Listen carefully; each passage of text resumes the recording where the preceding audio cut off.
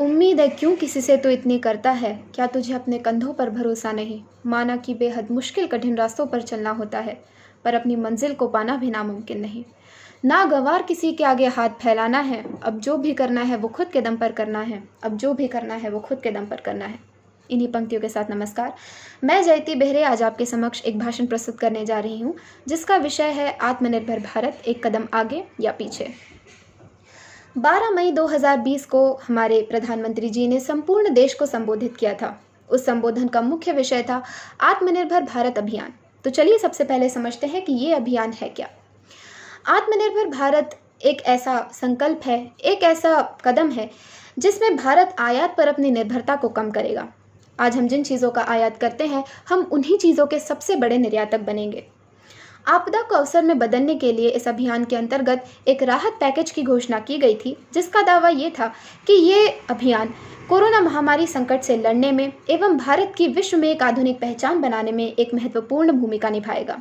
इसीलिए इस राहत पैकेज के अंतर्गत देश की जीडीपी का करीब 10% हिस्सा यानी कि 20 लाख करोड़ रुपए की स्वीकृति दी गई थी। गौरतलब है कि वर्तमान वैश्वीकरण के युग में आत्मनिर्भर इस शब्द की परिभाषा में परिवर्तन आया है। आत्मनिर्भर एवं आत्मकेंद्रित ये दो अलग शब्द हैं, जिनके मतलब भी अलग हैं। हम सभी जानते हैं कि भारत एक अर्वाचीन काल से वसुधैव कुटुंबकम की संकल्पना में विश्वास रखते आया है, जिसका ये मतलब है कि आधुनिक भारत के निर्माण में वैश्वीकरण का बहिष्कार नहीं किया जाएगा, अपितु भारत की प्रगति कुछ इस प्रकार से की जाएगी कि वो विश्व प्रगति में भी अपना योगदान दे सके। अब मैं आत्मनिर्भर भारत के दो मुख्य बिंदुओं पर प्रकाश डालना चाहूँगी। सबसे पहली बात तो ये कि इस अभियान को 2 चरणों में लागू किया जाएगा। प्रथम चरण में हम चिकित्सा, वस्त्र, इलेक्ट्रॉनिक्स, प्लास्टिक, खिलौनों जैसे क्षेत्रों को बढ़ावा देंगे ताकि स्थानीय निर्माण और निर्यात को प्रोत्साहित किया जा सके, और द्वितीय चरण में हम फार्मा और स्टील जैसी क्षेत्रों को बढ़ावा देंगे। और दूसरी बात ये कि आत्मनिर्भर भारत 5 स्तंभों पर खड़ा होगा। वो स्तंभ होंगे अर्थव्यवस्था, गतिशील जनसंख्या, प्रौद्योगिकी, अवसंरचना एवं मांग। अब हम बात करेंगे इस अभियान के हमारे अर्थव्यवस्था पर प्रभाव के बारे में। इस पैकेज के अंतर्गत प्रवासी मजदूरों को 2 महीने का मुफ्त राशन, 10 से कम कर्मचारी वाली कंपनियों को ईएसआई की सुविधा, कृषि क्षेत्र को गति एवं लघु उद्यमों को लाभ सुनिश्चित होगा।